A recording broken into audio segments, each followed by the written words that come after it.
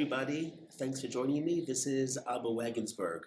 This week's portion, Tazria, discusses at the very beginning the mitzvah of circumcision, bris milah. And it's interesting how circumcision is such a basic part of our religion. And it's also interesting that we celebrate a circumcision with such happiness and joy. And there are two problems that bother me with this. Number one, why is the mitzvah of circumcision so integral as to what it means to be a Jew? And secondly, why are we celebrating a circumcision with happiness and joy? The child, Nebuch, is going through a lot of pain, and it's a kind of an operation which really should call for a much more solemn type of approach to this mitzvah. There's something I want to share with you from the Baal Shem Tov, based on what he says, which I think might shed some light as to what it is that's going on with the mitzvah of circumcision.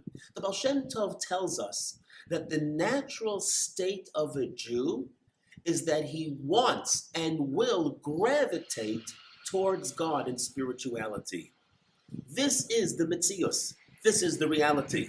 So if that's the case, we have to ask ourselves, why is it that so many of our brothers and sisters are not naturally gravitating towards God and spirituality? Says the Baal Shem Tov, the reason is because we have created certain barriers that prevent us from getting close to God. There are certain choices we make in life, and we get involved in certain activities which create curtains and barriers that prevent us from naturally connecting with God. And if we were just to remove those barriers and those partitions, we would find ourselves naturally growing closer to Hashem. As this, he says again, is the natural state of a Jew. And I think this is what the mitzvah of circumcision comes to teach us. We take the baby, and what do? We remove the orla. It's a foreskin. Once we remove that skin, the child is considered to be in the covenant of Abraham. He is a Jew.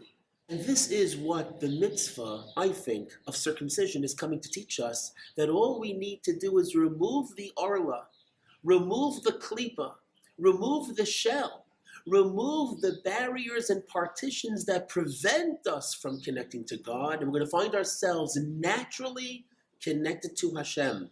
We will be in and close to Hashem. This is why I think the mitzvah of circumcision is so basic to Judaism and Jews. It is because it teaches us the essence as to what we are and who we are. By definition, we are people that want and crave to have a close relationship with Hashem.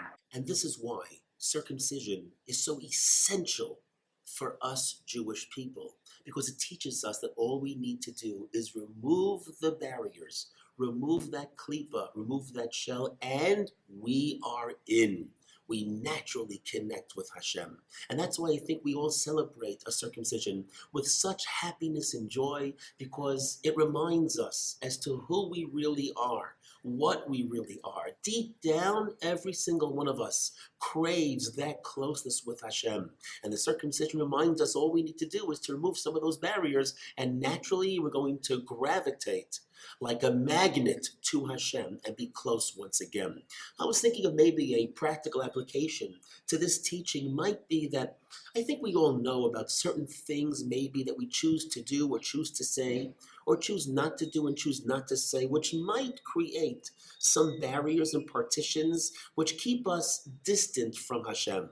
My suggestion for all of us would be maybe this week, let's try to think about one of those areas and maybe decrease doing them, maybe just once a day, maybe just once a week. It's the first step in removing and peeling away a layer of spiritual filth that prevents us from really connecting. And if we continue to do it one more time after another, to stay away from those areas, we're going to find ourselves naturally gravitating towards Hashem and living a much more fulfilled, happier, and fun life.